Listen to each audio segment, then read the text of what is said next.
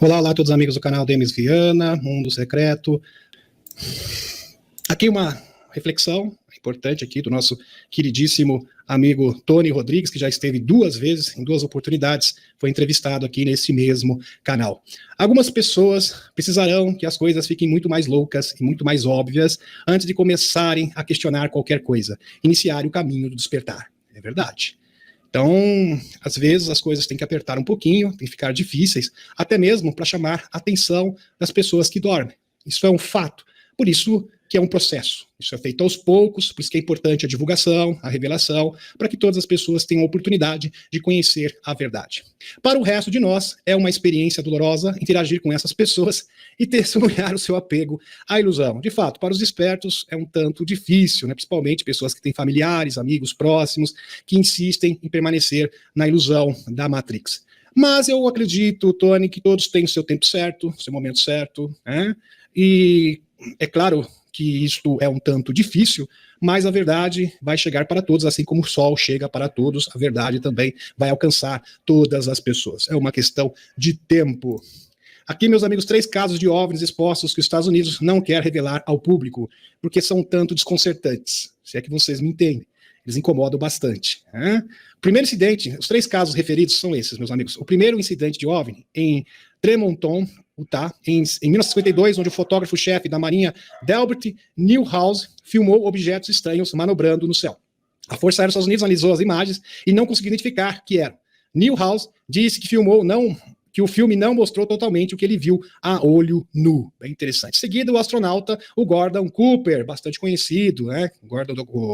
O astronauta Gordon Cooper, que afirmou que viu imagens em 1957 na base aérea de Edwards, a mesma base aonde teve os acordos, onde teve o encontro, primeiramente com a Federação Galáctica de Mundos e posteriormente com o Grupo Nebo, de OVNIs em forma de disco pousando no leito do Lago Seco.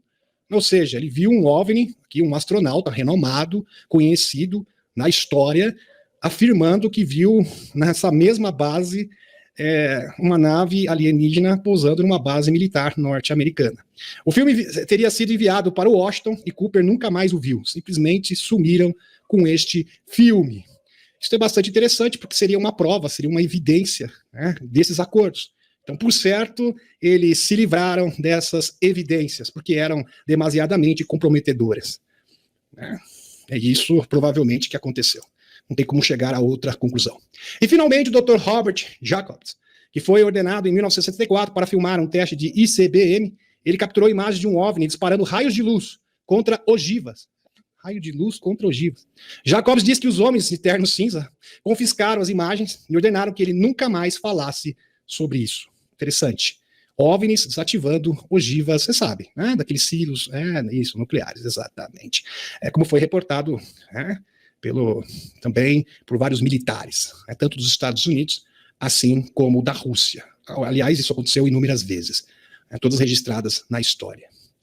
Esses 3 casos históricos, analisados por Chris Leto, no vídeo abaixo, fornecem evidências credíveis, aqui do artigo, tá, meus amigos, de que o governo dos Estados Unidos tem mais dados confidenciais de OVNIs do que deseja revelar ao público, e que pode fazer você se perguntar qual a verdadeira agenda por trás do site da AARO. É interessante, o site, agora existe o site oficial da AARO, do Pentágono, e ali você pode registrar a sua denúncia, supostamente, mas nós acreditamos que, infelizmente, o Kirkpatrick, ele quer simplesmente revelar parte da informação e aquilo que é realmente comprometedor, ele quer evitar, quer filtrar as informações. Ele é um porteiro que deixa entrar apenas o que interessa e passar o que interessa também. Parece que é isso. Mas nós sabemos, segundo o Dr. Michael Salla, os chapéus brancos sempre estão trabalhando, que a Susan Hicks, agora, ela vai receber essas informações. Então, vai mudar um pouquinho como os trâmites, de como chegam essas informações, e, por certo, a coisa tende a melhorar, segundo o Dr. Michael Salla. No entanto, é essencial notar que, embora alguns casos não importantes de OVNIs ou UAPs tenham sido resolvidos e tornados públicos, não há dúvida que esses estão escondendo uma quantidade significativa de evidências de OVNIs coletadas pelo governo dos Estados Unidos e pelo Departamento de Defesa desde 1947. Como a Helena diz, eles não têm, os governos não estão preocupados que as pessoas descubram que os extraterrestres existem. O que eles estão preocupados é que as pessoas descubram que eles venderam a humanidade para esses mesmos extraterrestres. Ou seja, os acordos, os contratos de abdução. Pois é. Admitido publicamente mais esses casos não divulgados de OVNIs UAPs, provavelmente permanecerão confidenciais e não serão apresentados, segundo o site aqui da ARO. Segundo essa análise, é uma visão, é bom entender isso. Só que já está tendo algumas mudanças. A Susan Hicks, que é a vice-secretária, ela que vai, né, se reportar, no caso, receber essas denúncias da ARO. Então, nós acreditamos que a ARO vai mudar o seu comportamento, vai ter uma nova postura. É isso que esperamos. Tá ok, meus amigos? Muito bem. E as nossas esperanças estão aqui na Susan Hicks, que é vice-secretária de Defesa. Muito bem. Aqui essa informação é bem interessante. Aqui está o site oficial de UAP, Convenção Política, na Câmara dos Representantes dos Estados Unidos, que atualmente, meus amigos, tem 6 membros. O objetivo é construir conhecimento coletivamente, promover o diálogo e influenciar políticas dentro da comunidade UAP. Um importante passo em frente para o Congresso dos Estados Unidos. Aqui está o site oficial para vocês, que vai ser uma convenção política. Está o nome aqui do Tim Bunker, a Ana Paulina Luna e mais 4 deputados, total de 6 deputados, que estão alavancando esta iniciativa. Então, o Tim Bunker não vai desistir, a Ana Paulina Luna também não vai desistir, são pessoas realmente determinadas. Todos esses deputados que vocês estão vendo na tela aqui, nesse cantinho, estou passando com o mouse aqui, para vocês observarem. Deixa eu dar até um close, mas apesar que a imagem não tem muita qualidade não, tá? Mas tudo bem, aqui dá para perceber a foto aqui do Tim Bunker, aqui está a Ana Paulina Luna, que é um time que realmente está comprometido a revelar a verdade para o mundo, custe o que custar. Então, haverá sim novas audiências, as audiências estão se multiplicando, uma audiência agora no México, na Austrália, então a coisa realmente está esquentando, sem falar da nova lei que vai entrar em vigor. Então, uma instituição privada, estava lendo a respeito dessa lei hoje ainda, então se uma instituição privada deter alguma tecnologia alienígena, supostamente, ela será apreendida pelo governo. É simples assim, vamos supor que alguém chegue lá e fale, olha, eu trabalho numa empresa tal aqui, na Looking Hat Martins, por exemplo, e olha, no setor tal eles têm tecnologia alienígena. Aí vem com mandato de busca e apreensão. Então, por certo, essa lei é bastante promissora e pode, de fato, mudar o jogo. Muito bem. Essa aqui eu falei para vocês já, né, que aqui no discurso de abertura das MEDS G20, o primeiro-ministro indiano, Narendra Modi, convidou formalmente a União Africana assumir parte do grupo. Isso aqui é realmente um marco histórico, a libertação, a África, os africanos reivindicando a sua soberania. Isso é fantástico. Meus amigos, tem muitas pessoas que dizem despertas e não conhecem ainda a agenda da luz e não conhecem a agenda da não-luz. Então é importante conhecer. Então eu recomendo algumas pessoas a assistirem lives passadas para entender o que está acontecendo. É bom entender. Aqui não vou dar uma aula de geopolítica, porque a proposta hoje é totalmente diferente, mas é importante compreender. Porque se você se informar na Rede Bobo, na CNN, com certeza você vai ter uma visão deturpada da realidade. Aqui, Michael Salla.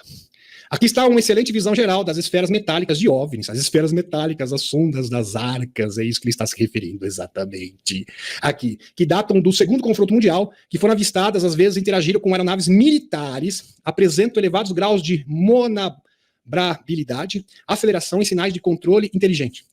Durante a década do fenômeno ORM, aqui foi em inglês, tá, meus amigos? Então, se tiver alguma discrepância aqui, peço a compreensão de vocês, tá, ok? O fenômeno ORM foi rejeitado publicamente até que o Dr. Kirkpatrick relatou em maio que a maioria dos 800 relatos de OVNIs estudados pela ARO envolvia pequenas esferas metálicas. Então, a grande maioria dos objetos voadores não identificados hoje da atualidade se tratam de sondas. E quem está dizendo isso é o Dr. Kirkpatrick da ARO do Pentágono.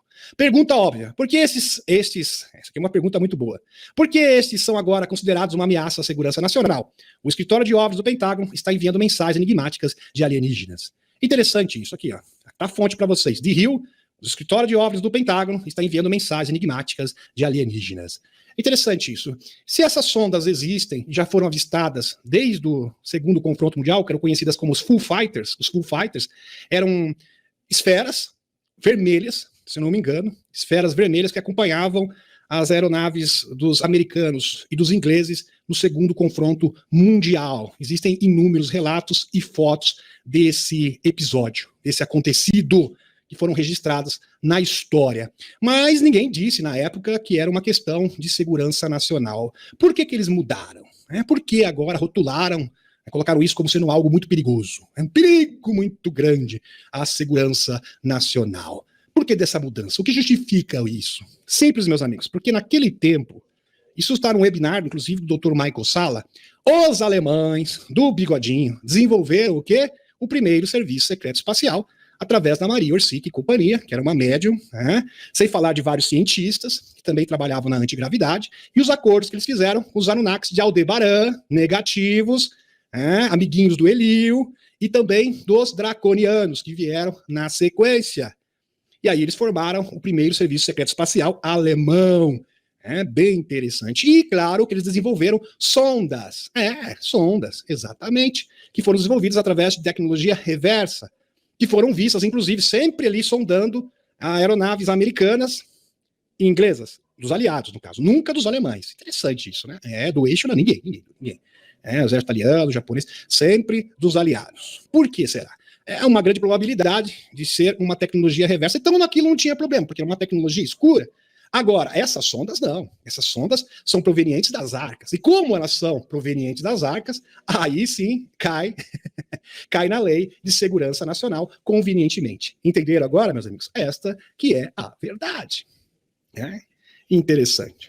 Numa apresentação em maio, Kiki Patrick descreveu esses objetos desconcertantes com maior detalhe enquanto apresentava imagens de um orbe esférico, metálico, gravado por um drone de vigilância no Oriente Médio.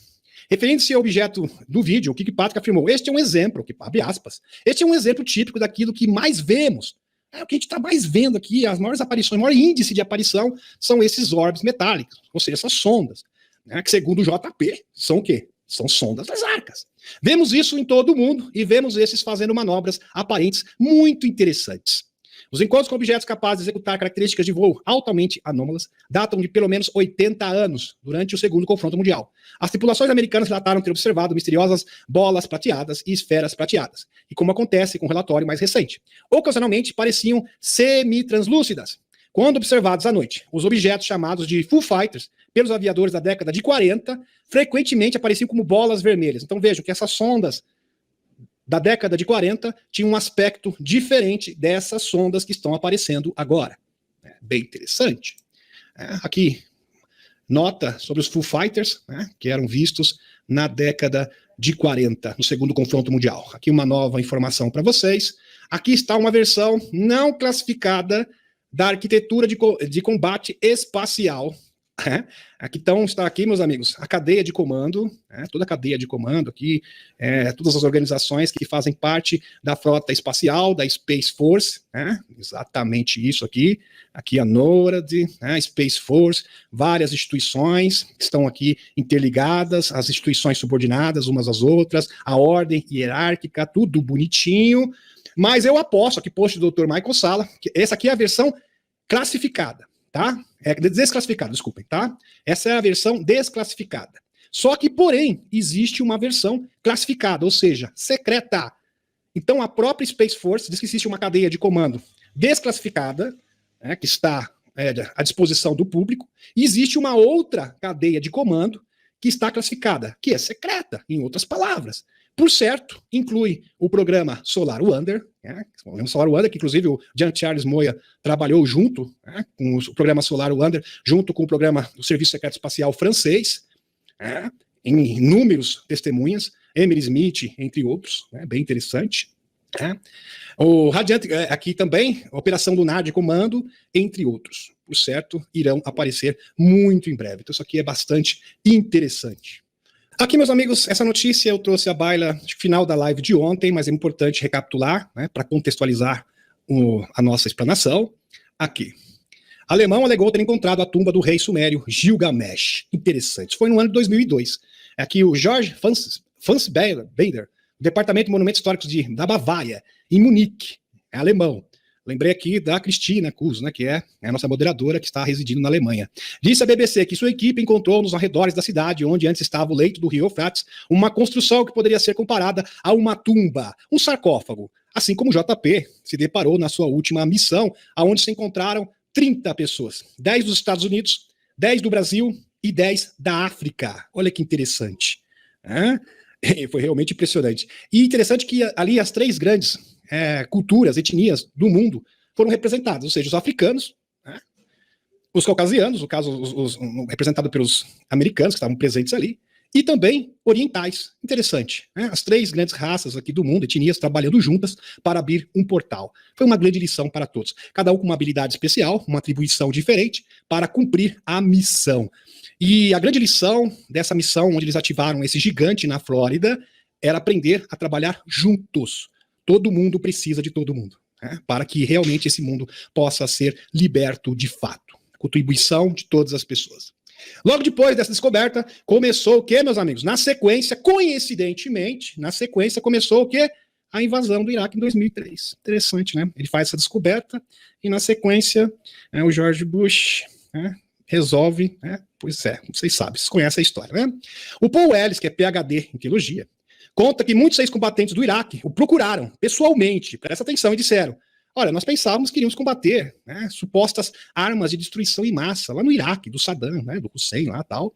Mas ao invés disso, fomos inseridos numa missão arqueológica em busca de na tumba de Gilgamesh, deu um nome ainda. Lembra do épico de Gilgamesh? Gilgamesh que era híbrido de Anunnaki. E dos portais. Então, eles estavam em busca dos gigantes e dos portais. Existem outras evidências, tá, que corroboram com isso, tá, meus amigos? Por exemplo, aqui, dessa forma, teria existido um número limitado de Stargates em todo o planeta. A Stargate Sumério é localizado mais provavelmente na antiga capital de Uruk, lar dos antigos reis, que se encontra no sul do Iraque. Bem interessante essa informação aqui, deixa eu até achar de quem é do William Henry, que é um grande pesquisador. Ok, muito bem. Em 2002, uma equipe de pesquisadores alemães retomou as escavações na cidade soterrada de Uruk, pesquisadores alemães, os mesmos referidos há pouco, usando o magnetômetro, que é capaz de detectar a presença de artefatos e objetos feitos pelo homem sobre a Terra, e um sistema poderoso de computadores da Alemanha. Os geofísicos alemães foram capazes de mapear as estruturas enterradas que alastravam por 5,5 quilômetros quadrados, uma área bastante grande, considerável. Um evento importante nas descrições sumérias dos Anunnakis foi a última saída para o planeta durante uma série de eventos cataclísmicos que culminaram no período de 1800 a 1700 a.C., e isto consta nos escritos sumérios. Interessante. Com efeito, os arqueólogos convencionais apoiam a visão de que havia um evento cataclísmico regional, teve uma catástrofe regional, localizada, não foi no planeta inteiro, que ocorreu naquela época. Se havia 2 modos de teletransporte utilizados pelos Anunnakis, a maioria dos residentes, moradores, deixaram a Terra usando foguetes convencionais, enquanto a elite Anunnaki provavelmente fez usando o quê? Stargates. Usaram os Stargates. Aliás, meus amigos, após o dilúvio, os Anunnakis permaneceram na Terra, através de avatares gigantes. A gente vai falar disso daqui a pouco. Em suma, a profecia do retorno dos deuses pode ser interpretada literalmente ou metaforicamente para significar um retorno físico dos deuses a Anunnakis, o retorno da frota de naves da nave Nibiru para o sistema solar e um rápido crescimento na consciência da humanidade. Aliás, isso foi profetizado pelo Maximilian Lafayette em 2013, no seu livro O Retorno de Enki. Em 2022, ele profetizou, em 2022 o Enki iria retornar ao nosso sistema solar, que foi confirmado pela Helena Danã, no seu livro Os Semeadores. Fantástico! E o próprio também, a gente pode colocar, o Stanley, isso, mas então Stanley também fala disso, esqueci o nome dele, Stanley alguma coisa, também teve uma experiência com Enki e confirma também este retorno. Realmente impressionante, ou seja, uma revanche do Enki contra o Enlil e os seus astecas. Fantástico, realmente impressionante. Vamos continuar aqui com a nossa explanação. E os escuros, meus amigos, sabem da existência desses gigantes.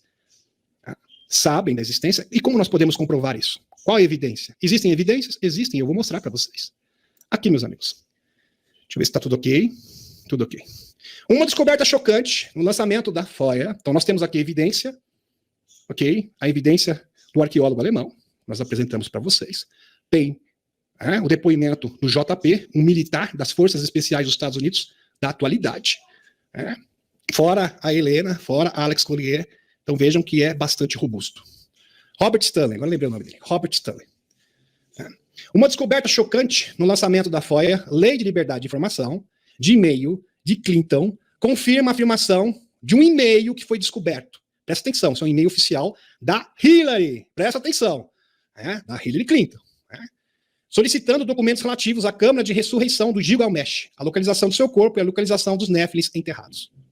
Isso foi achado, isso é oficial, meus amigos. Isso aqui não é teoria da conspiração, isso não é boato, ou seja, a lei de informação da FOIA simplesmente expôs esse e-mail oficial da Hillary falando sobre que eles estavam interessados na tumba do Gilgamesh. Então, em 2003, eles queriam o quê? Se apoderar dos portais, qual a intenção deles? Se apoderar dos portais e evitar que os gigantes de Enki pudessem voltar ou despertar novamente. Este era o objetivo, compreenderam? E as evidências sobram. Agora vamos falar sobre evidências históricas da existência dos gigantes. São inúmeras. Inúmeras. Vamos voltar aqui ao nosso estudo. Muito bem.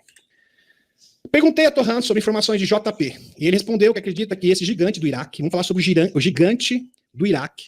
JP esteve em 2 missões, quem acompanha o canal sabe muito bem. Um na Flórida, onde ele teve encontro com Nigi Shizida, que era um dos cientistas de Enki, que está em êxtase. E ele é protegido pelo um povo insetoide, formiga, que era conhecido pelos Hopis, pelos Uni, faz parte, inclusive, do folclore desses povos, no Colorado, nos Estados Unidos. A gente já fez lives aqui falando dessa interação, dessa simbiose entre os povos indígenas e os insetoides, que é de longa data. Aliás, eles os salvaram inúmeras vezes, isso faz parte da história dos índios. Maravilhoso, fantástico. E ele também fala de um outro gigante no Iraque. Interessante, no Iraque. Justamente no Iraque. E ele dá as coordenadas, como nós vamos ver a seguir. Perguntei a Torran sobre as informações de JP, no caso a Helena, tá ok? Muito bem. E ele respondeu que acredita que esse gigante do Iraque é outro da equipe dos cientistas de Enki, além do Nigi Shizida. Nigi Shizida, que foi conhecido como Hermes Trismegisto, e Noé. São todos os mesmos personagens. Lembra das leis herméticas? É este mesmo. Ele disse que esse gigante do Iraque guarda a sala de registros, Hall of Records, sala de registros, ligado a Busege, que tem o quê? A esfinge da Romênia, do Radu Cinemar, do César Brett. Interessante, tá tudo interligado. O que são salas de registros? Salas de registro como arcas. Só que diferente das arcas, não se tratam de naves espaciais. São compartimentos, ok, meus amigos? Compartimentos que geralmente ficam dentro de montanhas, no interior de montanhas, que é no caso de Busege, na Romênia. O Peter Moon, aliás, fez várias expedições nesse local, mostra todas as evidências, já mostrei lives a respeito desse caso incrível. Teve uma anomalia eletromagnética, com testemunhas, inclusive, onde eles tiveram acesso a uma sala de registro. E a chave humana, para que eles pudessem entrar na esfinge de Busege, na Romênia, foi o César Brett, do Projeto Zero, que era um projeto psíquico análogo ao projeto Montauk, só que na versão chinesa. E quem trabalhou nesse projeto foi tanto os chineses quanto a Romênia comunista, ok? Mas é uma história muito longa. Ligado a Busege e ao Tibete. Então, eles têm salas de registro no Tibete, inclusive confirmadas pelo Jean-Charles Moyen. E que lá também existe uma arca. Olha que interessante, no Tibete. Com tecnologia altamente avançada e poderosa. Ele emprega o termo holográfica quântico para algumas dessas tecnologias existentes. As Forças Armadas da Aliança da Terra a estão protegendo recentemente. Por que holográfica? Quando César Brett, o Radu Cinemar, do Projeto Zero, entraram nessa sala de registro na Romênia, em Busege, meus amigos, eles contam que existiam cristais, e nesses cristais guardavam informações holográficas. Então você tocava no cristal, formavam imagens holográficas da história da Terra e de como produzir tecnologias avançadas. Como se fossem um vídeo-aula, só que em 3D, através de tecnologia holográfica, utilizando cristais.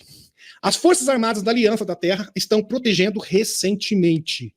E palavras de Torran e Dion. Torran acrescentou, isso aqui é uma informação através da Helena Danan, que tem um implante que consegue ver e ouvir através dos olhos de Torran e Dion, como informou o Dan Willis quando foi entrevistado no canal.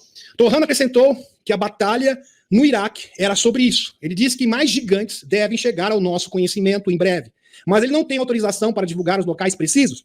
Torran acabou de acrescentar que é preciso dizer que este lugar no Iraque é o centro da web, ou seja, ali estão os principais gigantes. Impressionante. É o epicentro. As informações de Torran corroboram os aspectos chaves informados por JP, militar da ativa da Aliança da Terra, que serve nas Forças Especiais dos Estados Unidos. Ele não tem e-mail, ele não tem canal no YouTube, tem umas pessoas perguntaram para mim, tá? Ele não é youtuber, ele é um militar da ativa das Forças Especiais, e ele se reporta única e exclusivamente ao Dr. Michael Salla, onde faz as suas atualizações periódicas. Vou deixar bem claro para vocês, antes que me perguntem. Sobre a importância do recém-descoberto gigante em estado de estase no Iraque, que se trata do Aruna. Significativamente, Jock trabalhava com Enki, era um dos cientistas de Enki. Anunnaki. Significativamente, JP recebeu as coordenadas geográficas do gigante adormecido no Iraque, que são, está aqui as coordenadas, para vocês, né? Não vem o caso, se quiser conferir, né? Tudo bem. Os mapas do Google mostram que isso é adjacente à antiga cidade sumérica de Nippur. Nippur, que é perto de Uruk, tá? Nippur, conhecida como centro de adoração a Enlil e o seu filho Ninurta. Olha que interessante. Tá aqui as coordenadas para vocês. Coordenadas geográficas de Nippur. Tá aqui, muito bem. Maravilhoso. Eu nem sabia que tinha isso aqui. Já peguei as coordenadas bonitinhas aqui, né? Printado. Maravilhoso. Para facilitar. Tá aqui, Nippur. Muito bem. Isso significa que qualquer tecnologia escondida ali estaria entre as mais sofisticadas e avançadas possuídas pelos Anunnakis. As coordenadas geográficas dadas a JP corroboram que Torran disse sobre o local no Iraque ser o centro da web. Bem interessante. Lembrando que os Anunnakis regressivos, o Ninurta, que dava assistência, suporte para Cabal, foi expulso e preso. Então, eles não estão mais aqui. Tá ok, meus amigos? Então, Enki voltou para o quê? Para a revanche. Literalmente é isso. Revanche. Realmente destruir todas as seclas do Enlil, o Ninurta, prenderam o Ninurta. Aliás, o Enlil já foi preso também. Aliás, trouxe essa atualização aqui para vocês. E agora, recuperar o planeta Terra. Com a nossa ajuda, obviamente, porque ele não vai fazer nenhum extraterrestre, vai fazer o nosso trabalho, tá? Pode ter certeza absoluta. Vamos pro próximo. Aqui. Torran revelou em uma comunicação anterior que havia um total de 7 cientistas Anunnakis. 7. Aliás, se você linkar essa informação com um dos povos da Turquia, que até hoje cultuam Enki, olha que interessante, existe um povo, né? Até agora eu esqueci o nome deles, não veio o caso.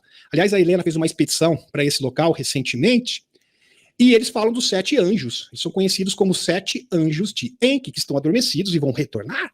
Essa profecia, olha só, e essa profecia está se cumprindo, que entraram em câmaras de estase para guardar uma nova era cíclica.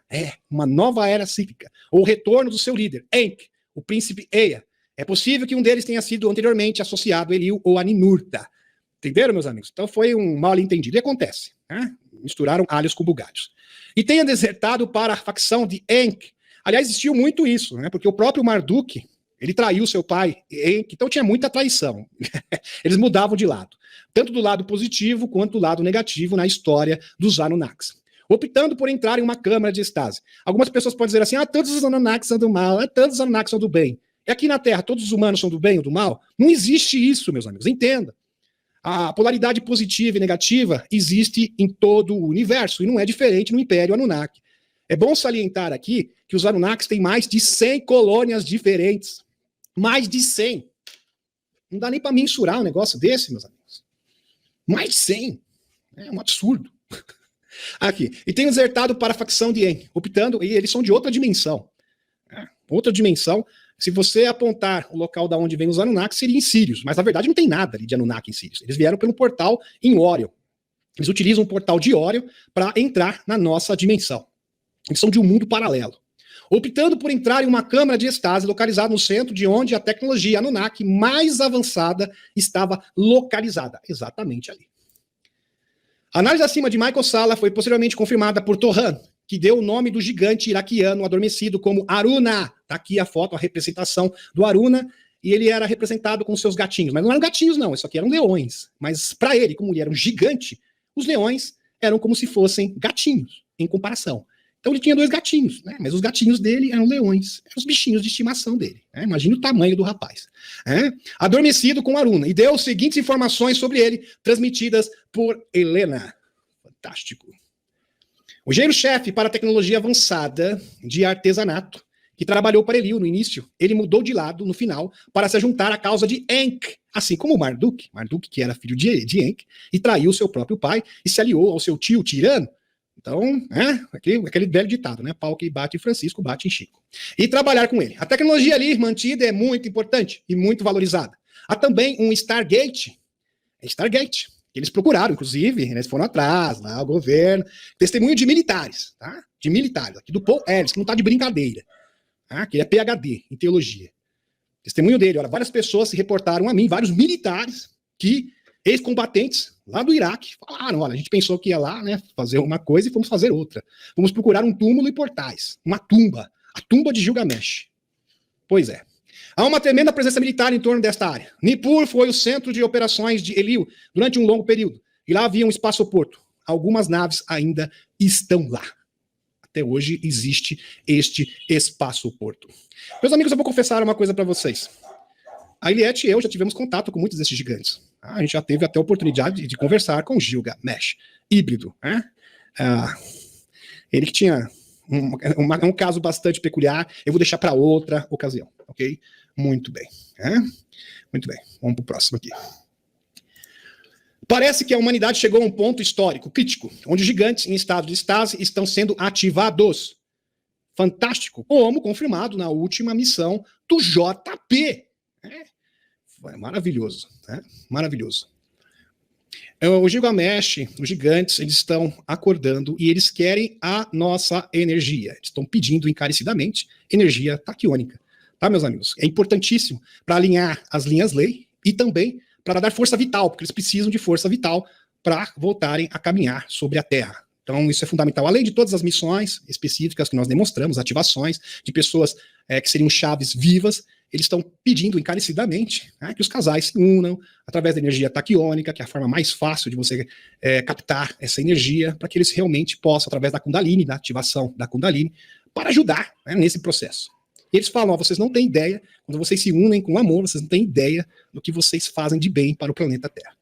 Os conhecimentos científicos, alquímicos, históricos possuídos por esses cientistas, Anunnakis, provavelmente contribuirão muito significativamente para o desenvolvimento e integração da humanidade na comunidade galáctica. Fantástico. Muito bom. A Irlanda, né? A Irlanda que era apaixonada pelo Gilgamesh, ele até contou essa história, né? Mas aqui não veio ao caso. Vamos embora. A Era Sumer. Depois das grandes dilúvios, né? Depois de grandes dilúvios de 9.600 anos antes de Cristo, uma nova era Anunnaki começou. Com Eliu, que estabeleceu na Mesopotâmia. Na Mesopotâmia, no vale entre os rios Eufrates e Tigre. No livro, isso consta no livro de Cedars da Helena Danã, podemos ler sobre esse período. O livro de Enoch é um dos registros mais bem documentados sobre esse assunto, embora não dê nenhuma data. Menciona a segunda chegada do subgrupo Nephilim, Anunnaki. Eles cruzaram com as populações locais e criaram uma raça de gigantes, que é o caso, por exemplo, do Gilgamesh, que era híbrido. Ok, meus amigos? Então, os gigantes, os gigantes são avatares. Deixa eu explicar para vocês, que é uma história um pouco complicada. Deixa eu voltar aqui, tem alguns detalhes que são um pouco difíceis. É assim, meus amigos, inclusive está reportado na Bíblia. Viram os filhos de Deus, que as filhas dos homens eram formosas, e realmente aconteceu isso, tá, meus amigos? Os Anunnakis, que eram muito bonitões, fortões, grandes, corpos, avatares humanos, cheios de hormônio, muito hormônio, muita testosterona, inclusive. Começaram a olhar para as mulheres começaram a olhar para eles, entendeu? E namoraram ali, e nasceram híbridos, que é o caso, por exemplo, do épico de Gilgamesh. Isso de fato aconteceu, ok, meus amigos? Eles usavam algumas tecnologias, inclusive, para que esses partos pudessem acontecer, porque, veja só, as mulheres eram pequenas em comparação a esses gigantes, né? O Brad Olsen, que é um especialista, inclusive já foi entrevistado pelo Dr. Michael Salla inúmeras vezes, quem sabe a gente traz o Brad Olsen aqui no canal, especialista sobre gigantes. Diz claramente que a maioria dos gigantes tinha crânio alongado, né? Grande parte físico tamanho colossal, que fazia parte da realeza. E sem crânios alongados artificialmente, através das bandagens na cabeça. No entanto, essas modificações não alteram o tamanho do cérebro. No caso de crânios alongados autênticos, o cérebro era 30% maior do que o cérebro comum, com um QI estimado em 150. Bem interessante. É bom notar, meus amigos, que existiam várias espécies diferentes de gigantes para várias atribuições diferentes também. Uns eram soldados, uns faziam parte da realeza, uns para grandes trabalhos, existiam várias funções.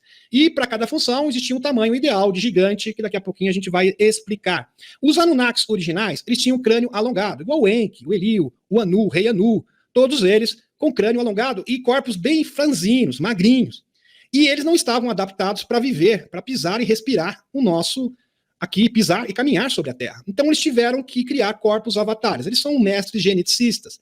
E eles criaram esses gigantes e corpos avatares diversos, com vários tamanhos diferentes, uns bem grandes mesmo, outros nem tanto, né, com várias características diferentes. Porque se você for ver os gigantes Anunnakis, eles não tinham todos os crânios alongados. Então isso não é uma propriedade, é uma característica de todos. Mas alguns desses gigantes, dessas espécies, tinham esta característica, mas não era uma característica comum entre todas as espécies de gigantes ou avatares. Aliás, existia uma gama de avatares diferentes.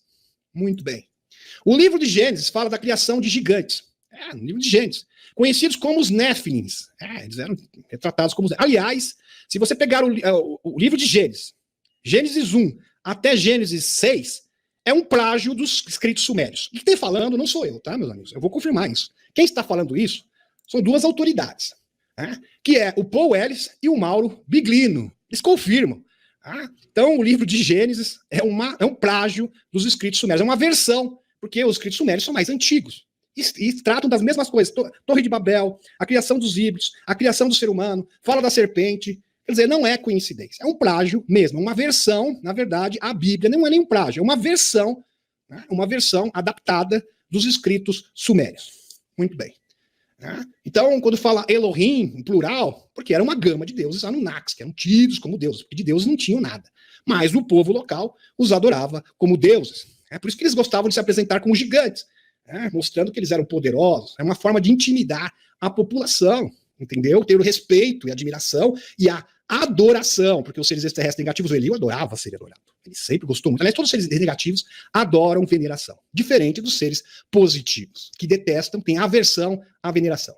Muito bem. Aliás, eles querem ser vistos e tratados como um igual a nós. Muito bem. Vamos continuar aqui com os nossos slides. Voltando aqui. Muito bem. O livro de Gênesis fala da criação de gigantes, também conhecidos como Néfilis, a partir da união dos anjos caídos, anjos caídos aqui, também conhecidos como extraterrestres, né? Entre aspas, extraterrestres, com as filhas do homem. De acordo com a Bíblia, os gigantes logo começaram a corromper a humanidade e eram tão perversos que Javé, no caso, ordenou que os primeiros israelitas os exterminassem. Um gel, né? Entenderam, né? Não pode nem falar a palavra aqui, vocês entenderam, né?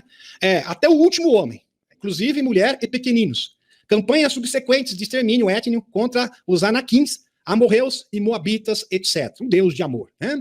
Aqui, lógico que estou sendo irônico. Foram todos encorajados pelos profetas de Javé para dizimar essas tribos de gigantes. Se você acredita que a Bíblia é a palavra literal de Deus, então você vai ter que afirmar, né, que o gigante bom é um gigante morto. E fim de história. Né? Que ótimas palavras. Gostei muito dessa dissertação do Dr. Michael Salla. Né? Aqui fala dos gigantes, né, que gostavam das mulheres, né, esse negócio aqui, é bem complicado, né, era fácil não, não é de fato isso daqui, né? Muito bem, vamos para o próximo. Felizmente sabemos mais sobre a verdade sobre os gigantes por causa dos registros sumérios, ainda bem, né, que ficou Enu-Elish, época de Gilgamesh, a lista dos reis sumérios, para ajudar a gente. Registros sumérios e egípcios ainda mais antigos que os textos bíblicos, ou seja, são anteriores. Os relatos sumérios e egípcios pintam um quadro muito diferente dos gigantes. Uma narrativa bem diferente. Tá parecendo aquelas notícias. Sabe aquelas notícias que você pega e deturpa tudo, igual da Rede Globo? É a mesma coisa. É a mesma coisa. Vamos deturpar, criar uma versão ali forçada da história. Exatamente Gênesis 1 até Gênesis 6, 7. Mais ou menos isso. É importante notar aqui que a história encontrada em muitos textos hebraicos são meramente derivados das tabuinhas cuneiformes sumérias. É um plágio. Muito mais antigas e autorizadas. Claro, se é anterior, você tem que pegar a versão original, concorda comigo? A versão original, com certeza, tem mais validade que todas as outras. Você não vai querer pegar uma versão aí pirata. Versão pirata, né? Esses textos sumérios descrevem visitantes extraterrestres de outro mundo, os Anunnakis, que eram gigantes em estatura. Os Anunnakis decidiram criar o Homo sapiens moderno, daí que veio o Gênesis, a partir de hominídeos primitivos, que era um lêmure de cabeça chata, não era bem um chimpanzé, tá, meus amigos? Era um lêmure de cabeça chata, primitivo para ter uma raça operária para servi-los, para ser um escravo. Aliás, teve uma primeira leva de seres que se rebelaram e foram presos no Monte Hermon. Depois teve os Igig, que também se rebelaram. Aí falaram, nós estamos tendo motins um atrás do outro. Como a gente vai resolver essa parada? Tem um lêmure aqui, de cabeça preta, parece que ele tem potencial. Vamos manipular a genética dele, né? E ele vai trabalhar para nós, ele vai ser o nosso escravo. Daí surgiu o ser humano.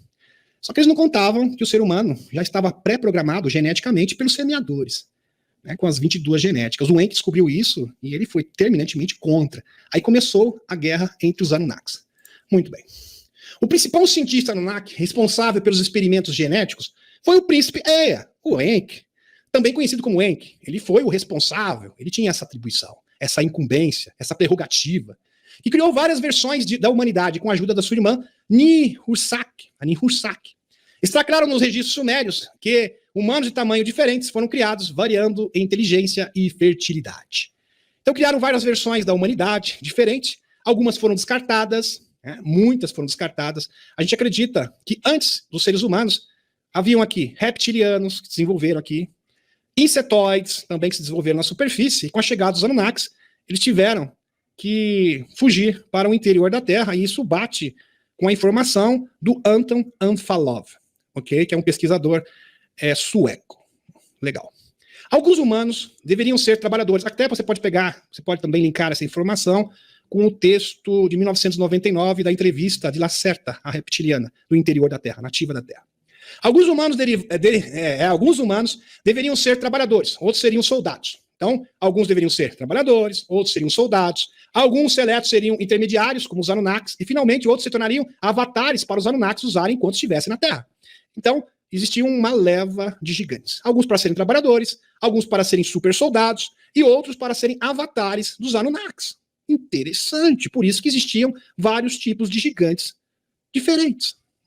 Cada um servia por uma atribuição, tinha uma atribuição diferente, uma função diferente, para uma finalidades diferentes também, obviamente. Outros também avatares para usarem enquanto estivessem na Terra. Isso explica a variação do tamanho dos gigantes, que varia de 2,5 metros até absurdos 12 metros. Absurdo, 12 metros de altura. Um ser colossal. Isso explica a variação do tamanho dos gigantes, já que a sociedade Anunnaki usava o status social para determinar o tamanho do avatar humano que um indivíduo usaria enquanto estivesse na Terra. Então, quanto mais alto, maior o seu posto. Interessante, né? Faz sentido. É bem interessante mesmo. Vamos para o próximo. Em 1800, faz sentido, né? Uma coisa maior, mais autoridade ele tem, mais poder. Em 1800, agora evidências arqueológicas desses mesmos gigantes. Em 1800, houve mais 100 reportagens. Em 1800, mas presta atenção. Aqui está até um recorte dessas reportagens. Houve mais de 100 reportagens sobre descoberta de esqueletos gigantes. Mas o Instituto Smithsonian providenciou para que os esqueletos aparecessem e para que os pesquisadores fossem silenciados. Se é que vocês me entendem. O pouco que sabemos sobre os gigantes vem dos textos históricos, como a Bíblia hebraica, tabuletas cuneiformes sumérias e glifos egípcios. Interessante, os egípcios também falavam desses mesmos gigantes. Aliás, a própria cultura da Mesoamérica, né, os astecas, os maias, os incas também falavam bastante, né, faz parte da cultura desses povos, os gigantes. As próprias culturas indígenas também. Né? Os Makushi aqui do Brasil falam de gigantes, eles conviviam com gigantes, né, os Makushi, no interior da Terra. Livros apontam que escavações por volta de 1800... Aliás, existem gigantes que vivem também, que são raças intraterrenas, que escaparam e vivem no interior da Terra. Livros apontam que escavações depois da Guerra Ancestral do Marduk. Uma hora, eu não sei se vou chegar nesse ponto, espero chegar.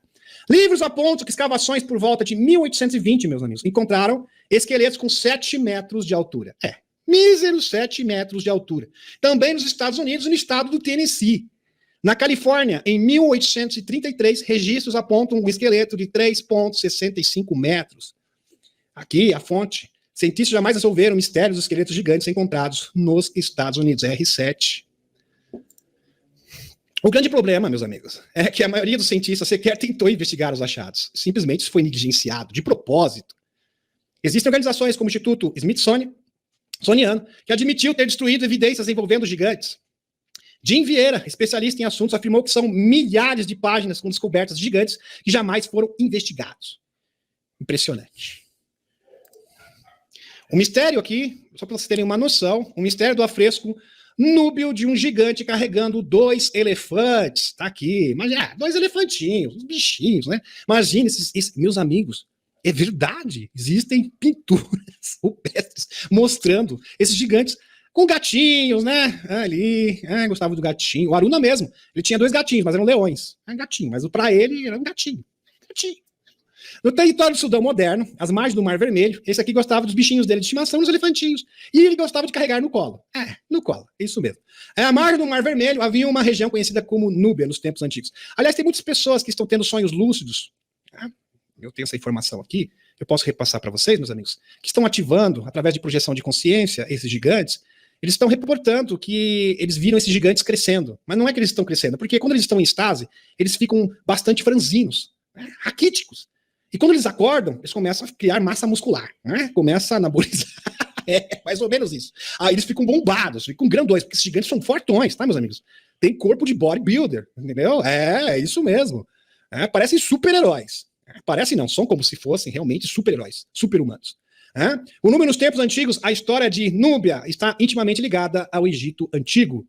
Cerca de 250 pirâmides antigas de vários graus de preservação estão localizados nessa região. Muitos deles foram destruídos apenas no século XIX. quando os soldados europeus chegaram. Essas estruturas são chamadas de pirâmides de Meroe, em homenagem ao reino meroítico, também conhecido como Kush.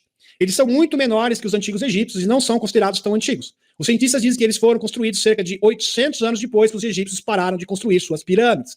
Bem interessante. E está aqui ó, os restos dessa cultura, né, que são os Kush. Muito bem. Tem uma ligação com o povo egípcio. Como as antigas pirâmides egípcias, as pirâmides do Meroe são ricamente decoradas com uma variedade de afrescos que retratam a vida de governantes e pessoas comuns. O mineralogista francês Frédéric Galial foi o primeiro a estudá-los em 1821. E durante suas pesquisas deparou-se com um afresco muito curioso que ainda gera polêmicas. Olha só. Esse afresco retrata um homem de tamanho verdadeiramente enorme, carregando 2 elefantinhos nos ombros, assim, ó. Um elefantinho aqui. Ele estava fazendo exercício para deltoide. Está fazendo deltoide, musculação. Além disso, os elefantes têm presas, indicando que são animais adultos. Não é elefantinho pequenininho, não. É adulto, animais já adultos, recém-nascidos. A pessoa parece mais comum, não uma divindade. Isso era comum, era notório, coisa comum. Você vê na rua todo dia. Pelo menos nessa representação, dava-se a entender isso, que era uma coisa notória, que fazia parte do cotidiano. É normal, você vê lá uma pessoa gigante carregando elefante, adulto, bonitinho, nos ombros. Parece que está fazendo desenvolvimento, inclusive. Algum tipo de monstro mítico. Ele é retratado sem roupas, parecendo um escravo ou um mendigo. Interessante. Tá aqui. Olha a gravura. É bem interessante. 2 elefantinhos aqui. Normal.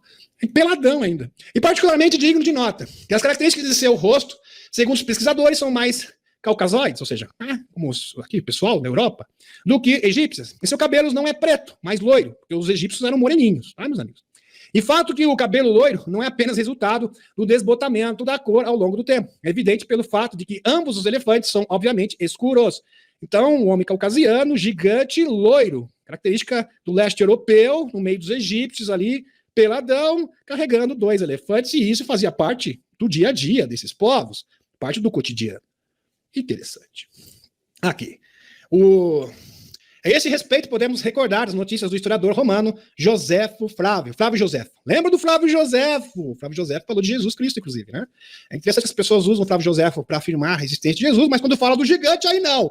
Não pode. Aí você está sendo seletivo, não pode. Aí é sacanagem. Né? Não pode, você que é religioso, não pode fazer isso. Flávio Joséfo. Grande historiador, Flávio Joséfo. Pois é, foi o mesmo que falou. Aliás, é o registro histórico mais preciso, com mais detalhes da existência de Jesus Cristo. Mas quando ele fala de gigante, aí não serve. Interessante, né? Como que as pessoas são. E os principalmente os religiosos. Esse respeito, podemos recordar o nosso historiador romano, Flávio Joséfo, 79, 500 de Cristo, nas quais, aqui depois de Cristo, nas quais escreveu que o último dos gigantes egípcios viveu durante o reinado de Josué, século 8 antes de Cristo. Interessante.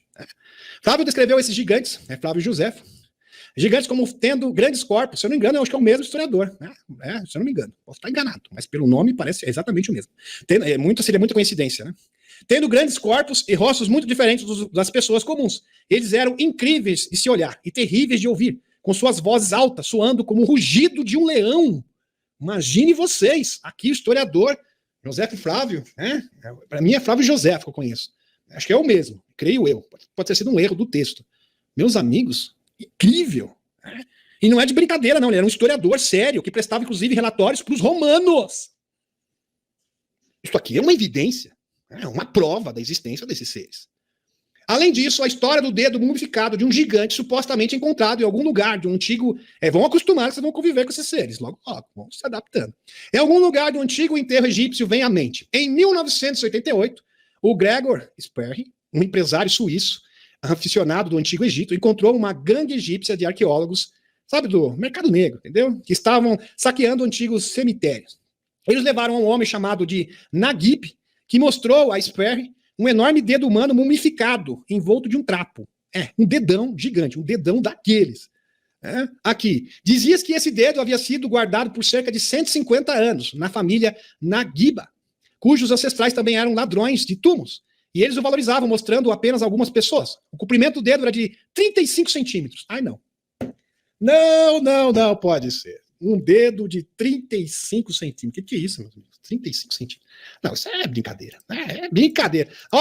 35 centímetros. Isso aqui. Maior que uma régua. A régua tem 30 centímetros. Dedinho. Só o dedo. Ó, o dedinho do rapaz. Imagine o tamanho da pessoa. Não sei se era o dedo do meio, não. Tem gente perguntando aqui. Eu não sei. Pode ser que sim. Muito bem. Vamos embora aqui, meus amigos. Bem interessante. Aqui. Depois de examinar cuidadosamente o dedo, Sperry percebeu que pertencia a um ser biológico real.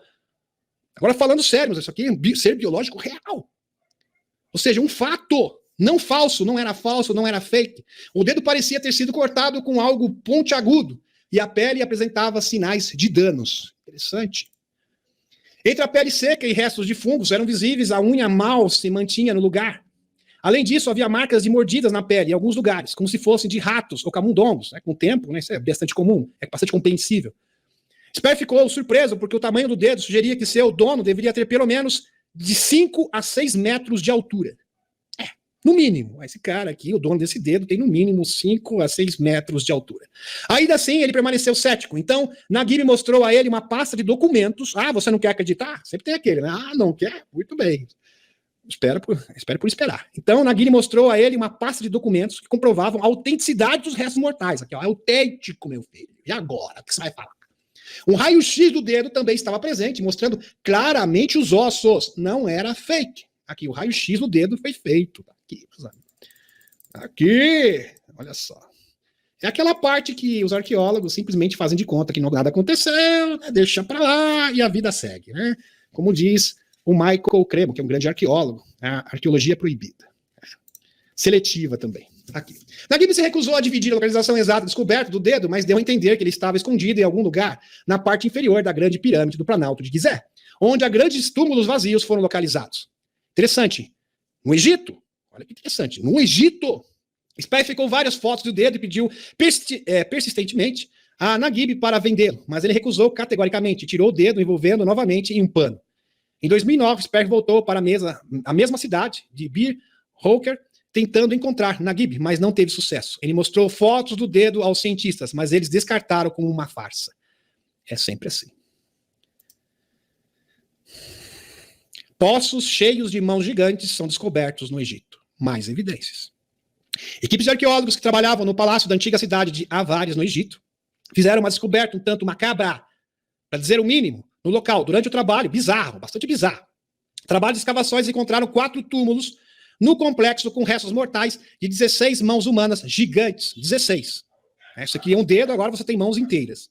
O arqueólogo austríaco Manfred Bintak, responsável pela escavação, explicou ao jornal egípcio Arqueológico que as mãos parecem apoiar as histórias encontradas nos escritos e na arte do Antigo Egito, sendo esta a primeira evidência física de que os soldados cortassem as mãos direitas dos seus inimigos para receber em troca uma recompensa em ouro do faraó. Então, em algum período, e esse período a gente vai mostrar para vocês que foi uma guerra entre os gigantes combateram, ou seja, os gigantes que eram liderados por Nigishizida e os gigantes que eram liderados por Marduk, entraram em combate no Antigo Egito, e os derrotados, as mãos eram cortadas, e aqui está a prova.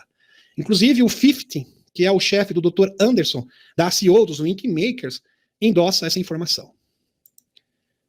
Falando em Marduk, dessa batalha, o Larry Fumer, aqui esse aqui, muito bem, falou sobre sua experiência em 1982, quando foi levado por uma mulher Anunnaki, semelhante a um réptil, para Saturno, para se encontrar com Marduk. Aliás, Helena Danã fala que Marduk, depois que ele venceu o Nigishizida, e o Enki teve que fugir da Terra, onde os 7 anjos ficaram em estase, esperando o retorno de Enki, da revanche de Enki no planeta Terra, Marduk se mudou para Saturno, onde se tornou o rei, onde fazia as coisas barbaridades. Tá, meus amigos? Vai ser difícil eu explicar isso daí.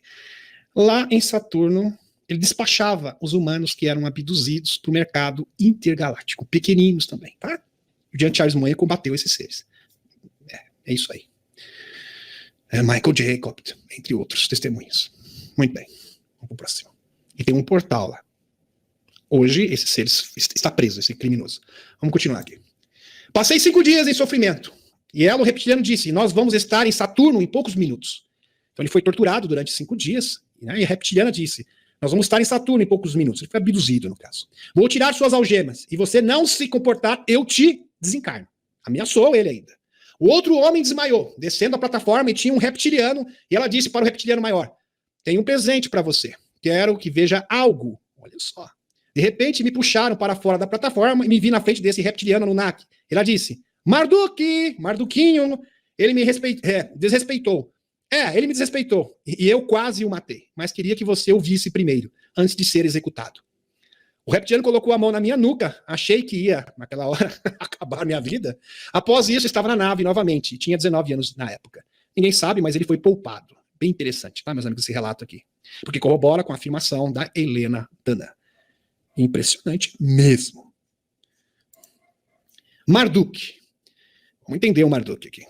Já falamos sobre Marduk antes, isso foi no contexto de Ningishzida, que era conhecido como Tote. O rei Tote no Egito era conhecido como Tote, o deus Tote. Era conhecido também como Hermes Trismegisto, e também foi Noé, da Bíblia. Aliás, Noé diz que brilhava. Por quê? Porque ele era Anunnaki, era um Ningishzida. Sittem descreve uma longa batalha de 350 anos, o Zaharia Sittem, de 350 anos entre o filho de Enki e Marduk, e Ningishzida pelo Egito. Por fim, Enki, que prefere ser chamado de Ea, príncipe Ea, teria decidido que seu filho Marduk se tornaria o governante do Egito. E Ningishzida foi enviado para as Américas, onde ficaria conhecido como Quetzalcoatl Viracocha. Também conhecido na mesma América, ele foi conhecido como Quetzalcoatl Viracocha ou Kukulkan. Aqui, representação do Marduk e do Quetzalcoatl. Na página 497, o relato de Enki sobre nossa história, também podemos ler sobre os Sicars, e assim chamados linhagem real de Eliu. A linhagem de Eliu cruzou também com a linhagem real invasora reptiliana, Sicar, por causa do rei Anu. O rei Anu, ele queria expandir o seu território, e ele fez um casamento de conveniência com uma draconiana, uma Sicar, no caso, draconiana, obviamente, e dali, desse relacionamento, nasceu Eliu. Por isso que Eliu tem DNA de reptiliano. Mais tarde na história, eles não agora são 13 poderosas linhagens negras, e alguns delas são membros da realeza no poder. Depois disso, Ningishzida e Marduk entraram em batalha de 350 anos no Egito. Nos 350 anos seguintes, o exército das irmãs de Marduk, Ra e Ningishzida, Tot, se enfrentaram pelo Egito. Finalmente, Enki, o pai deles, conhecidos como Egito como Ptah, ordenou que Tot deixasse o Egito para Ra. Olha que interessante, era conhecido como Deus Ra, Eliu. Fala, melhor é você desistir dessa batalha, vamos esquecer isso, porque lá na frente nós vamos ter o quê? A revanche. As pessoas têm visão, entenderam, meus amigos? Visão além do alcance. E eles não estão presos também ao tempo linear. Eles conseguem enxergar o futuro. JP comenta que muitos arqueólogos especialistas que estão trabalhando nisso estão sendo rechaçados por civilizações intraterrenas, que não querem ser reconhecidas na superfície e preferem ficar isoladas. Então está tendo negociações com vários povos intraterrenos, tá ok, meus amigos? São inúmeros, existem inúmeros. Imagine que no interior da Terra existem seres, vamos lá, insetoides, tipo louva-a-Deus, tem reptiliano, reptiliano também, nativo da Terra, tem nada a ver com o Império Sicar, e com o Império de Órion. São nativos daqui do planeta Terra. Tem insetoides formiga, tem tipos humanos, tem uma gama de seres diferentes. Então é difícil você conseguir negociar com todos esses povos para que eles aprendam a trabalhar juntos. A grande maioria desses povos viveu isolado por milhares e milhares de anos. Nunca entrou em contato com nenhuma outra civilização. Então é um grande desafio. Telosianos. Olha que interessante, que informação da Helena Danã. Helena Danã, em um novo vídeo, esclarece que os Telosianos estão por toda a intraterra. Tem gente que pensa que eles estão limitados ao Monte Shasta. Não, eles têm várias colônias em várias partes do planeta Terra, no interior do planeta Terra. Helena viajou recentemente à Mesopotâmia e uma noite teve uma intuição para ir ao jardim do hotel no qual estava hospedada. Chegando lá, ela avistou um casal de intraterrenos que a levaram a um portal para o mundo interior. Helena diz que o casal se parecia muito com telosianos. E ela afirma aqui no vídeo, um textinho que eu coloquei para vocês. Agora eu sei, um textinho não, no caso um print. Agora eu sei que os telosianos não estão somente no Monte Shasta.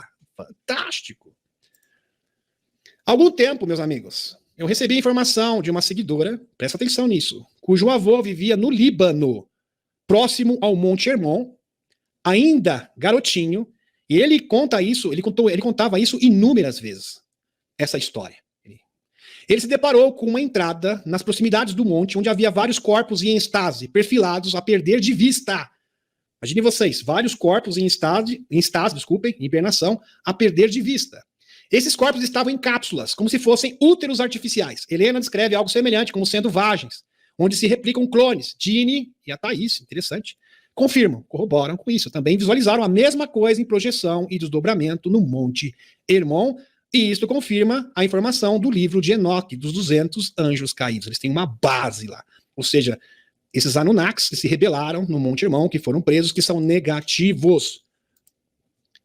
O comandante Zidor, das tropas de combate reunidas no Monte Hermon, tá, mas isso aqui do meu contato, o comandante Zidor, que liderou o combate no Monte Hermon, que seria a batalha, o equivalente à batalha do Amargedon, reunidos no Monte Hermon, várias espécies diferentes, e o comando do Nick Rama, liderados esse exército que é composto por seres de fogo, na realidade são seres de cristal, que quando chegam ao nosso mundo 3D, manifestam como sendo seres de fogo, igual o fogo do quarteto, aquele super-herói do Quarteto Fantástico.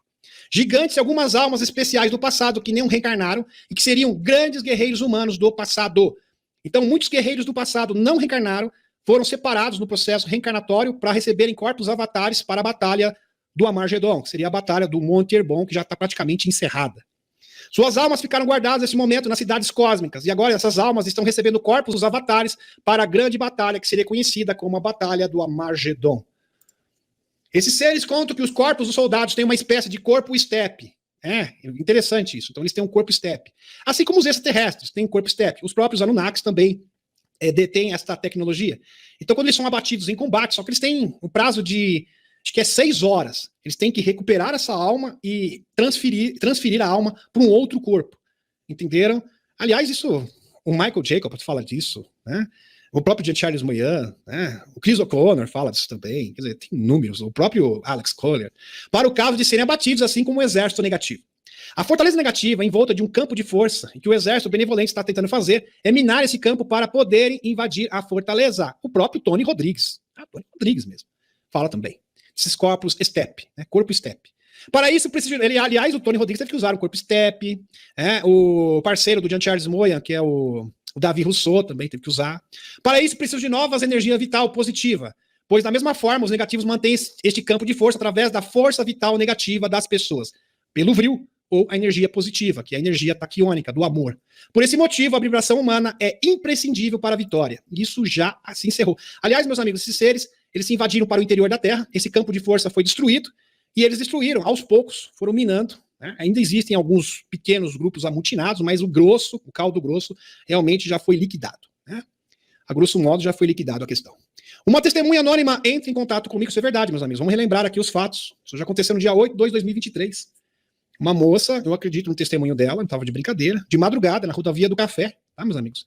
A testemunha estava indo de ônibus no percurso entre Londrina para Curitiba, antes de chegar à lanchonete Soledad, entendeu? Os dados aqui, que é um ponto de parada na estrada. A testemunha avistou um gigante no morro, da beira da estrada, com cabelos longos, caracolados, olhando para a estrada. Alguém falou que era uma estátua que tem ali, não é, tá? Eu não ia se enganar. Ela viu nitidamente. Ok, muito bem. Agora, vamos supor que existem outras fontes que corroboram, e muitas, aliás, com filmagem. Aqui, no Parque Nacional Jasper, na Cordilheira das Montanhas Rochosas do Canadá, que foram vistos gigantes. Aqui também, humanoides gigantes foram registrados em várias montanhas no México. Outro humanoide gigante é filmado na colina. Assista, com vários vídeos. Inclusive, teve um caso no México que uma pessoa registrou, parou o carro, filmou. No outro dia, ele voltou no local para ter acesso à montanha, porque ele queria subir lá em cima, só que estava repleta de militares. Estranho, né? Eu não acho que é coincidência. Depois ele foi ameaçado. E ele acabou perdendo a vida misteriosamente. Interessante. Vamos pro próximo. Essas aparições de gigantes no mundo inteiro seriam uma preparação dos chapéus brancos dos próprios gigantes que já estão despertando para uma aparição pública oficial? Provavelmente. Ou será que esses gigantes estão se deslocando entre as montanhas e cordilheiras pelo mundo para se reunirem? Na verdade, eles estão se reunindo, meus amigos, que eles vão liderar a diplomacia no interior da Terra. Por isso que a gente vai somando informações. Somando dados. Aqui são dados, é uma soma de dados de meses de pesquisa, tá? Eu diria anos. Aliás, eu tenho mais de 20 mil slides. Se for contar textos e artigos, eu devo ter 5, 6, eu acho que chega às 8 mil, 9 mil páginas de relatórios, tá, meus amigos? Mais ou menos isso. Entre 8 e 9 mil páginas de relatórios, onde a gente tenta cruzar os dados, né, e realmente construir essas informações. Maravilhoso. E temos evidências disso? Temos, e nós vamos mostrar. As forças da resistência lideradas pelos comandos Zidor, que é o comandante dessas operações do interior da Terra, e os seres de fogo foram atingidas próximas da região do Monte Hermon, entre a Síria e o Líbano. Seu QG fica próximo da fronteira da Turquia. A base teve sérias avarias e teve que pousar as operações. Isso já aconteceu. Ofensivos até se restabelecer. O objetivo da Cabal era abater 2 coelhos numa tacada só. Lembra do terremoto que teve próximo da Turquia, que atingiu o Monte Hermon. Ok?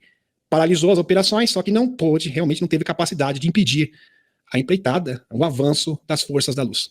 A Bíblia fala do Armagedon como uma guerra que preparará, presta atenção, a Bíblia fala do Armagedon como uma guerra que preparará o caminho para o tempo de paz e justiça, que destruirá a iniquidade. Salmos 92,7.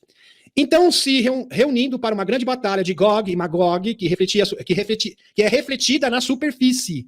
Olha que interessante, é sentida na superfície. É indiretamente.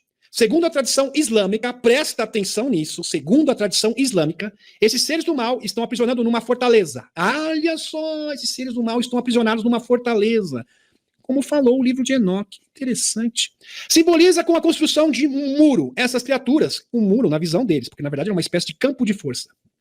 Essas criaturas seriam demônios, com chifres que seriam destruídos na batalha final entre o bem e o mal, o Armagedon. Os 200 anjos caídos do livro de Enoque. O livro de Enoque começa com a chegada da terra de 200 anjos rebeldes, na área do Monte Hermon, que faz fronteira com o Líbano e a Síria, antes do histórico dilúvio. Lembrando que teve um tempo atrás, um terremoto, no começo do ano, que atingiu a Turquia e o Monte Hermon. Coincidência? Claro que não. Presta atenção. Vamos embora. 6:6. E eram todos 200, descendo sobre os ardis, onde é o cume do Monte Hermon, e chamaram a montanha de Hermon, porque nela juraram amarrarem-se uns aos outros com maldições. Os 200 anjos caídos, só que informação do Chris O'Brien, do livro Os Brilhantes, da Barbara O'Brien e do Chris O'Brien. Os 200 anjos caídos, na verdade, são segundo Robert Stanley, informação também do Robert Stanley. É muitas informações que são linkadas, tá, meus amigos? É um banco de dados, é uma pesquisa séria. O que chamaríamos de demônios, porque eles projetam suas consciências e sua visão para parasitarem as almas dos humanos, manipularem seus padrões de pensamento e condicioná-los à escravidão, em sistemas de crenças, medo e submissão aos déspotas da cabal. Então, a função desses seres, segundo Robert Stanley, olha que interessante, é reduzir o nosso nível de consciência de forma que nós nos tornemos seres totalmente manipuláveis e controláveis. Bonecos, fantoches, através da vibração do medo, né, e sistema de crenças. Se sentir um ser inferior. Né? É interessante. Aí eu preciso, né? O negócio se sente um ser desprezível que precisa de um outro ser para conseguir cumprir as suas tarefas e conseguir vencer, inclusive, na vida. O Stephen Ben-Nun, aí você fala, e os seres de fogo? Não existe evidência. Não, tem evidência, claro que tem. Aqui. O Stephen Ben-Nun professa ter uma fonte que se trata de os Submarines, tá? É militar, forças especiais da Marinha. Acharam uma caverna na Antártida e uma de suas explorações, onde as paredes eram como um cristal derretido. Depois de um tempo explorando, acharam um caminho íngreme e se depararam com extraterrestres com aparência de fogo. Repetindo, extraterrestres com aparência de fogo. Por isso que é importante você prestar atenção em tudo que é dito aqui. Porque uma coisa linka com outra. Aí você fica perdido. É muito importante prestar atenção. Seus corpos eram feitos de fogo e os soldados ficaram aterrorizados e entraram em combate com eles. Impressionante. Seres como os gigantes ruivos de Gilgamesh, registrados pelo visualizador remoto, John Vivanco, estavam em hibernação, assim como os seres de fogo, que eram seres de outra dimensão física, que vieram para cá para o combate no Monte Hermon. E olha que interessante, vieram para cá também para libertar, também ajudar na libertação dos gigantes, alinhar as linhas lei, olha que interessante, e negociar, e começar o processo diplomático, a unificação do mundo da intraterra com a integração com os povos da superfície. Existiam vários seres, presta atenção, meus amigos, inclusive isso é corroborado pela própria Helena Danã. Existiam vários seres na Terra que eram oriundos de outras dimensões e densidades diferentes que conseguiam viver no nosso mundo. No tempo da Atlântida, no centro da Atlântida vivia Enk. Enk era como se fosse o rei da Atlântida. Né? E ao redor da Atlântida existiam várias colônias de seres extraterrestres que conviviam com os seres humanos e seres também de outras dimensões, ou seja, mundos paralelos. Ok? Porque nós estávamos numa densidade superior. Nesse tempo, nós já estávamos na superfície, na quarta densidade. Bem legal. Que conseguiam viver no nosso mundo, direta ou indiretamente, na fisicalidade, pela alta frequência que o planeta tinha em outras eras, como na Atlântida, por exemplo. Nessa época, o planeta decaiu a sua densidade, a frequência para a terceira densidade. A única e exclusivamente, lembrando que no tempo da Lemúria e da Atlântida, existiam muitos locais de quarta densidade, até mesmo de quinta densidade. Então, alguns locais do planeta Terra estavam até na quarta e na quinta densidade. Tanto é, meus amigos, que os próprios elfos e os seres elementais viviam e eram vistos todo o tempo aqui na superfície.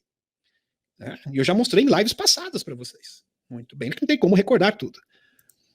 Quando o nosso planeta foi restringido à terceira densidade, a única e exclusivamente, que é o caso que nós estamos na atualidade, esse caso lastimável na terceira densidade, esses seres entraram em estado de hibernação, ou seja, os gigantes. pois a destruição foi súbita. E é bom salientar aqui, meus amigos, não só são gigantes que estão sendo ativados, pessoas também com tamanhos diferentes, outros seres, seres, como esses seres de fogo, também estão se levantando. O mesmo que eles pudessem prever ocorrido, muitos desses seres optaram por ficar aqui em hibernação. O Banner, tive contato com esses seres de fogo. Para atuar no período da transição, quando as densidades e frequências mais elevadas retornassem ao planeta. É por isso que esses seres estão voltando do seu sono. E é por isso que os tripulantes das arcas, os gigantes ruivos, os seres de fogo, estão retornando do seu sono, despertando. A sociedade Anunnaki, meus amigos, era formada por uma cadeia hierárquica da realeza até os trabalhadores comuns.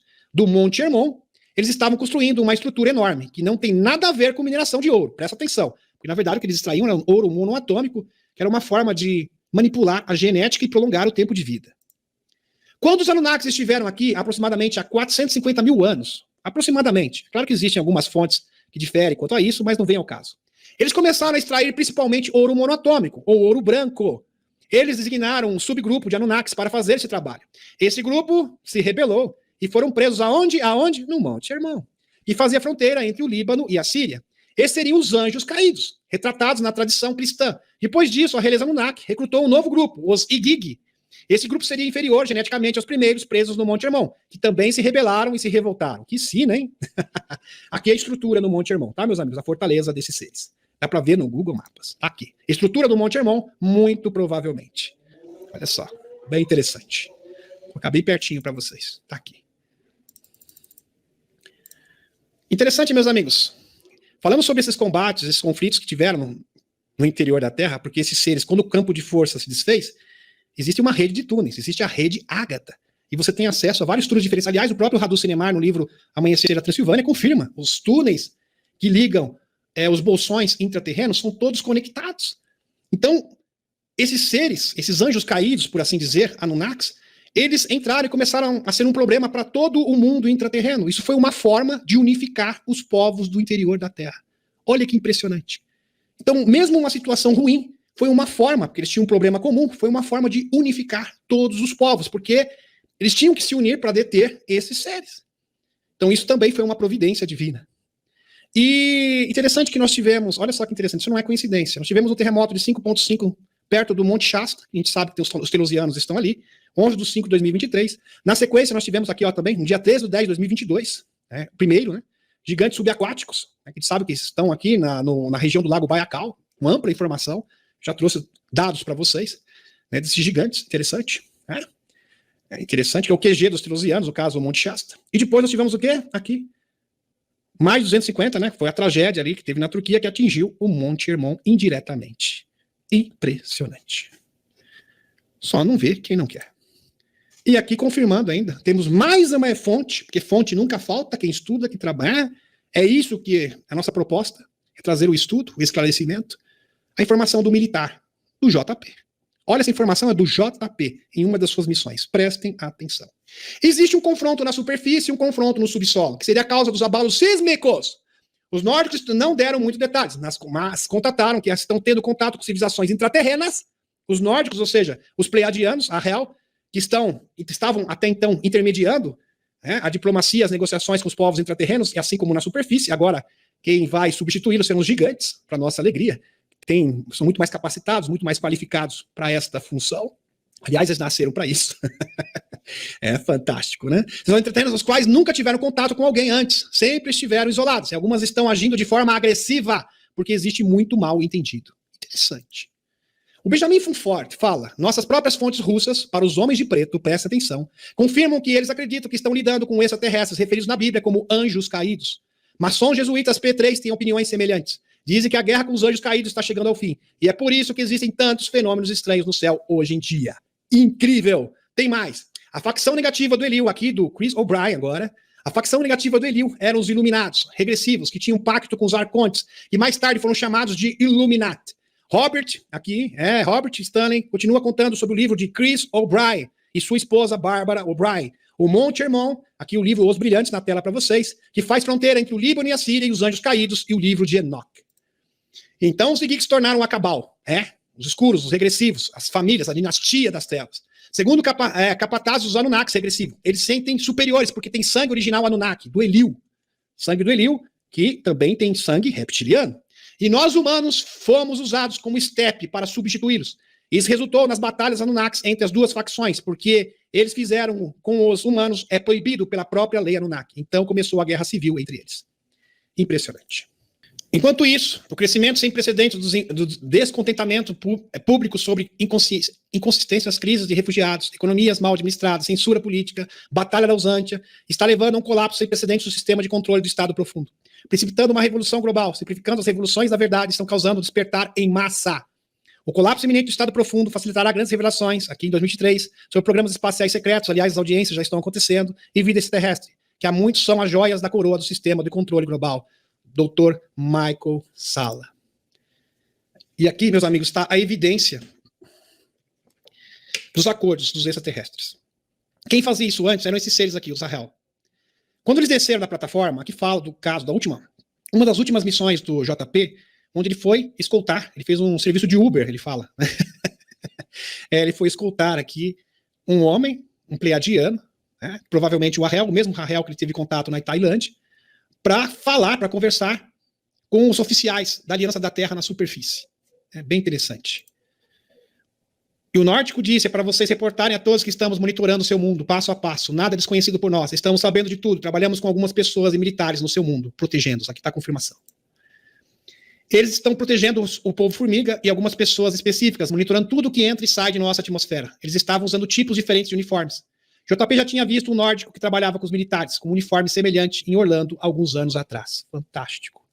Entenderam, meus amigos? Agora é a vez dos gigantes. São eles que vão desempenhar este papel. Por isso que eles são importantes. Deixa eu retornar aqui à espaçonave. Eles são importantes. Então, eles irão liderar, vão unificar o mundo intraterreno e vão liderar também, vão fazer essa interação, troca de informações com os líderes da Aliança da Terra na superfície. Porque eles nasceram para isso, eles estão predestinados. Eles foram predestinados para cumprirem esta missão. Então essa live aqui, meus amigos, foi um estudo para quem gosta de conhecimento. Então é importante, quando eu passo uma live assim, é importante você ver cada detalhe, porque tudo está relacionado, para você não perder absolutamente nada. Gratidão, gratidão. Um beijão no coração de cada um de vocês.